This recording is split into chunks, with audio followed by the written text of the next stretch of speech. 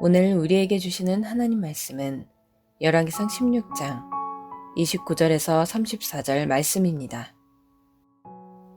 유다의 아사왕 제38년에 오므리의 아들 아합이 이스라엘의 왕이 되니라. 오므리의 아들 아합이 사마리아에서 22년 동안 이스라엘을 다스리니라.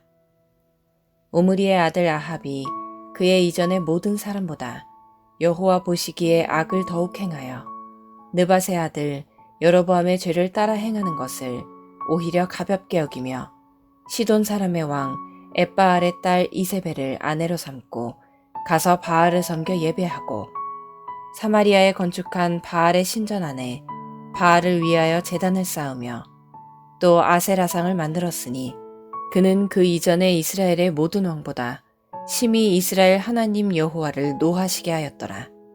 그 시대에 베델 사람 히엘이 여리고를 건축하였는데 그가 그 터를 쌓을 때에 맏아들 아비람을 잃었고 그 성문을 세울 때에 막내 아들 수굽을 잃었으니 여호와께서 눈의 아들 여호수아를 통하여 하신 말씀과 같이 되었더라.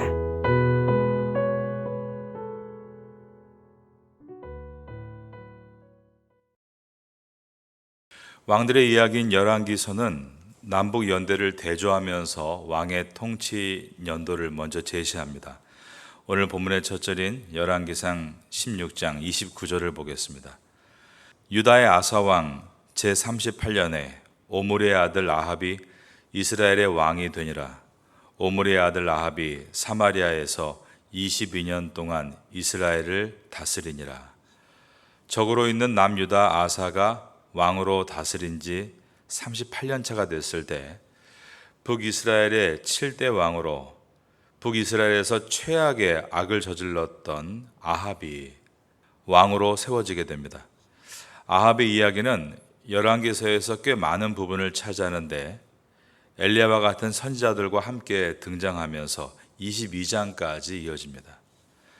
남유다의 3대 왕이었던 아사는 총 41년간을 통치했는데 아사왕 제38년에 아합이 이스라엘 왕으로 등극을 하고 있습니다.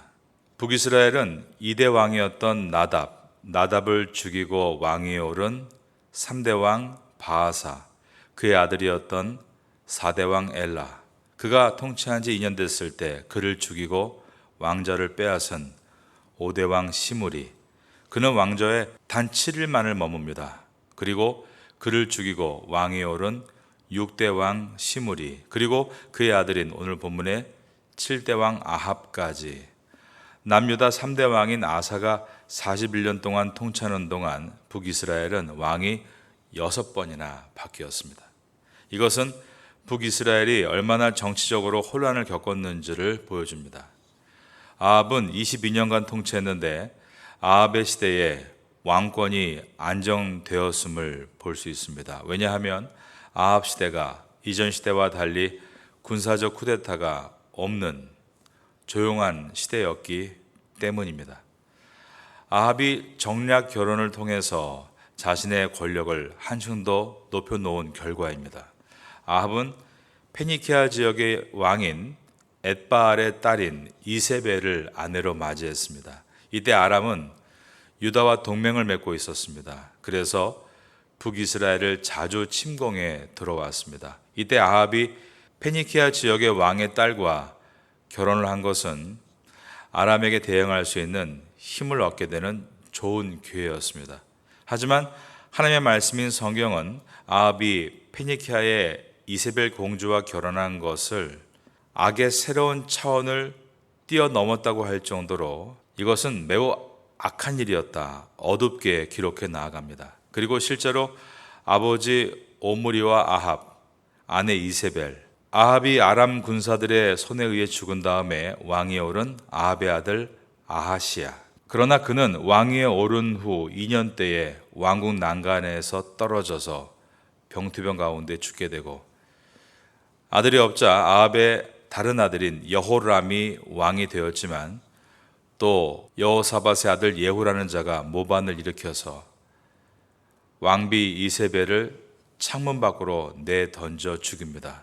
그리고 아합이 이세벨을 비롯해서 처첩을 통해 낳은 아들들 70명은 모두가 머리가 잘려서 이 오므리 왕조는 멸망을 당합니다. 모든 인류의 역사가 다 마찬가지입니다. 아무리 똑똑하고 뛰어나다 하더라도 우상을 섬기고 죄에 빠지면 결국 멸망을 당하는 것입니다. 왜냐하면 하나님께서는 역사의 주관자가 되시고 선과 악을 판단하시고 선한 자에게는 복을 베푸시고 악한 자에게는 심판을 베푸시기 때문입니다. 여러분, 열왕기서를 지나면서 우리가 바르고 정직하고 성실한 것이 왜 중요한가를 깊이 만날 수 있기를 바라겠습니다. 왜냐하면 우리의 진정한 왕은 우리 구주 예수 그리스도시고 우리는 청지기로 부름받았기 때문입니다. 항상 우리의 모든 결말 속에는 주님이 함께 하십니다. 주님 앞에서 바르고 정직하고 성실한 왕 같은 제사장이 되심으로 반드시 승리할 수 있게 되시기를 예수님의 이름으로 축원합니다. 한 나라와 사회와 공동체에 그런 선한 지도자가 세워져야 합니다. 여러분은 그런 지도자가 세워지기를 위해서 기도하십시오. 또한 여러분 자신이 여러분과 함께하는 모든 공동체 속에서 그러한 선한 왕 같은 제사장이 될 수 있기를 구하시기를 바랍니다. 오늘 본문 중에 16장 30절은 앞에 있었던 16장 25절과 같은 내용을 담고 있습니다. 위에 있는 16장 25절을 보시면 오므리가 여호와 보시기에 악을 행하되 그 전에 모든 사람보다 더욱 악하게 행하여 라고 했습니다. 30절에는 오므리의 아들 아합이 그의 이전의 모든 사람보다 여호와 보시기에 악을 더욱 행하여 라고 되어 있습니다. 이 오므리 왕조는 시간이 지나면 지날수록 더욱더 악해져 갔다라는 표현입니다. 선왕이었던 오므리가 북이스라엘의 수도를 사마리아로 옮겨서 지리적인 이점을 가지게 됐고 큰 발전을 이루었습니다. 그리고 아들인 아합은 페니키아의 공주와 정략 결혼을 함으로 아람의 힘을 견제하는 국제적 역량도 크게 늘려놓았습니다. 그러나 신앙적으로는 점점 더 하나님을 멀리 떠나 피폐해져 갔다는 것입니다. 오므리가 그 전에 있던 어떤 왕들보다 더욱 악했다고 했는데 이 아합은 그의 아버지 오므리를 포함해서 그 전에 있던 어떤 왕보다도 비교가 되지 않을 만큼 악한 일에 있어서 새로운 지평을 열었다라고 한 것입니다. 악이 극에 달하고 있었다라는 것입니다. 옛날 북이스라엘의 초대왕 여로보암은 하나님께 예배드리는 그 예배의 방법을 다 뜯어 고쳤죠. 예배 안에 황금 송아지를 세우고 그리고 레위인이 아닌 일반인들을 제사장으로 세워서 이 예배를 세상의 것과 혼합하는 혼합 정책을 사용했습니다. 겉으로는 하나님을 섬긴다고 하지만 속으로는 풍요와 번영이라는 우상을 섬긴 것입니다. 그런데 아합은 아예 하나님이라는 내용을 완전히 삭제해버립니다. 노골적으로 비와 구름의 신, 추수의 신이자 번영의 신인 바알 신을 섬기는 것을 국교로 만든 것입니다. 31절입니다. 느밧의 아들 여로보암의 죄를 따라 행하는 것을 오히려 가볍게 여기며 시돈 사람의 왕 엣바알의 딸 이세벨을 아내로 삼고 가서 바알을 섬겨 예배하고 북이스라엘의 새로운 수도가 된 사마리아를 바알 신을 섬기는 우상의 도시로 바꾸어 버렸습니다. 32절입니다. 사마리아에 건축한 바알의 신전 안에 바알을 위하여 제단을 쌓으며 그리고 아세라 여신을 숭배합니다. 33절입니다. 또 아세라 상을 만들었으니 그는 그 이전에 이스라엘의 모든 왕보다 심히 이스라엘 하나님 여호와를 노하시게 하였더라. 아세라 조각상을 숲속에 수많은 나무 위에다가 올려놓아 둔 것입니다. 앞에서 살펴보았던 열왕기상 14장 23절에 이런 내용이 나와 있었습니다. 남유다에 대한 이야기인데 이는 그들도 산 위에와 모든 푸른 나무 아래에 산당과 우상과 아세라상을 세웠습니다. 아세라를 위한 제사는 음란한 예식이 포함되어 있어서 아세라 신전 안에 남자 창기, 즉 남창들이 있었습니다. 앞으로 보게 될 열왕기하 23장 7절에 있는 내용을 여러분께 미리 읽어드립니다. 또 여호와의 성전 가운데 남창의 집을 헐었으니 그곳은 여인이 아세라를 위하여 휘장을 짜는 처소였더라라고 되어 있습니다. 아합이 저지른 이 모든 일들은 하나님을 노하시게 하는 일들이었습니다. 33절 하반절에 심히 이스라엘 하나님 여호와를 노하시게 하였더라라고 되어 있는 것입니다. 그리고 나서 하나의 사건을 보여주는데, 아합이 여리고 성 건축을 했는데 건축을 맡았던 자의 두 아들이 죽은 사건입니다. 여리고 땅은 여호수아 시대 때 베냐민 지파에 배당되었던 땅이었습니다. 남유다가 유다 지파와 베냐민 지파로 되어 있었기 때문에 원래 여리고 땅은 베냐민이 갖고 있어야 되는데, 이제 남북이 갈리면서 이 북이스라엘이 여리고 땅을 가져가 있는 상태였습니다. 그래서 북이스라엘의 국경 도시로 이 여리고가 필요했던 것입니다. 아합은 이 여리고 땅에 성읍을 만듭니다. 그런데 이 성읍의 목적이 무엇입니까? 적들과의 경계선이 아니라 같은 민족 간의 경계선입니다. 이 국경 지역에서 우위를 차지하기 위해 여리고에 성을 건축한 것입니다. 그런데 이것에 대해서 하나님은 오래전 여호수아 시대 때 예언하신 말씀이 있습니다. 그것은 절대로 여리고 성을 세우지 말라라고 하셨고, 세울 때에는 반드시 죽임을 당하리라 라고 하셨는데, 그 예언이 그대로 이루어졌다라는 것입니다. 여리고 성을 건축하기 위해서 베델 사람 히엘을 책임자로 세웁니다. 그런데 히엘이 여리고 성을 건축하는 도중에 두 아들이 죽은 것입니다. 34절입니다. 그 시대에 베델 사람 히엘이 여리고를 건축하였는데 그가 그 터를 쌓을 때에 맏아들 아비람을 잃었고 그 성문을 세울 때에 막내 아들 수굽을 잃었으니. 그런데 이것은 일찍이 여호수아 시대 때 하나님께서 여호수아의 입을 통해서 말씀하신 경고였습니다. 여호와께서 눈의 아들 여호수아를 통하여 하신 말씀과 같이 되었더라. 그러면 하나님께서 과거에 여호수아의 입을 통해서 무엇이라고 말씀하셨는가? 여호수아 6장 26절을 읽어봅니다. 여호수아가 그때에 맹세하게 하여 이르되 누구든지 일어나서 이 여리고 성을 건축하는 자는 여호와 앞에서 저주를 받을 것이라. 그 기초를 쌓을 때에 그의 맏아들을 잃을 것이요 그 문을 세울 때에 그의 막내 아들을 잃으리라 하였더라. 과거 500여 년 전에 있었던 이 말씀이 1.1획도 바뀐 것이 없이 그대로 이루어진 것입니다.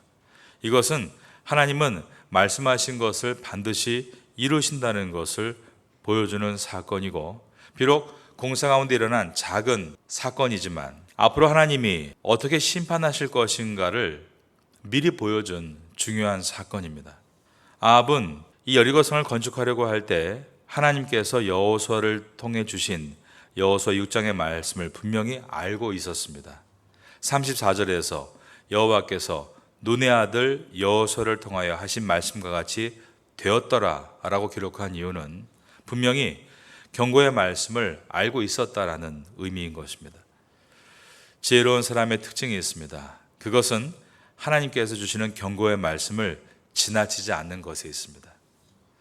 우리가 말씀을 많이 듣는 것이 물론 중요하지만 정말 중요한 것은 그 경고의 말씀을 내가 지나치지 않는 것입니다. 미련한 사람의 특징이 있습니다. 하나님의 말씀에 점점 무뎌져서 무감각해지는 것이 있습니다. 우리가 말씀을 많이 들어도 무뎌지고 무감각해지면 단 하나의 말씀도 지키지 못하고 그냥 지나쳐 버리는 것입니다. 우리는 이렇게 말씀에 대해서 아합과 같이 무감각해져 버리지 않기 위해서 소소한 일에 대해서도 늘 깨어있고 경계하는 마음을 가져야 합니다. 금전에 있어서 단 1바트라도 속이지 않기 위해 노력해야 하고, 고의적이지 않게 잘못된 이득이 발생했을 경우 바르게 돌려놓겠다라고 실천해야 되는 이유가 깨어있기 위해서입니다. 아합은 하나님의 말씀대로 여리고 성을 건축하는 사람의 아들들이 죽어갈 때 이것이 하나님께서 원하시는 일이 아니라는 것을 깨닫고 중단해야 했습니다. 그런데 전체 인구 중에 2명이 공사로 죽는 것이 무슨 큰일인가? 작은 사건으로 하찮게 여기고 그냥 스킵해버린 것입니다. 나중에 자신은 적들의 손에 의해 죽고 아들은 병들어 죽고 아내는 창문에 던져져 죽었으며 남은 모든 아들들이 70명이 한꺼번에 목베임을 당해 죽은 것은 바로 작은 일에 껴있지 않은 결과라고 말할 수 있습니다. 우리는 우리에게 작은 죄에 대해서 둔감한 것이 얼마나 큰 결과를 낳는가를 오늘 본문을 지나면서 보아야 합니다. 오늘이라는 작은 하루 속에 작은 거짓말들, 허언과 작은 교만들, 허세와 작은 허망한 생각들, 허영이 나타나는 것을 가볍게 여겨서는 안 된다는 것입니다. 여러분의 마음은 하나님의 성전이 있는 거룩한 처소가 되어야 됩니다. 마음을 잘 경영하는 것이 인생을 승리할 수 있는 비결입니다. 주님을 경외하는 마음으로 여러분의 마음을 채우시고 선교의 비전으로 여러분의 마음을 채우십시오. 바르고 당당하고 멋진 왕 같은 제사장이 되는 소망을 여러분 안에 채우심으로 말미암아 하나님 앞에 귀하게 준비되어지시기를 바라겠습니다. 왕들의 이야기를 지나면서 작은 소소한 것도 가볍게 여기지 않고 작은 일에 승리함으로 큰 전쟁에 승리할 수 있는 성도가 될 수 있기를 예수님의 이름으로 축원합니다.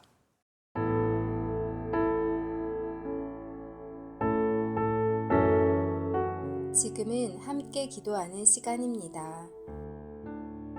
5월의 공동 기도 제목은 첫째, 주일에 온 가족이 함께 예배드리는 믿음의 가정 되게 하소서.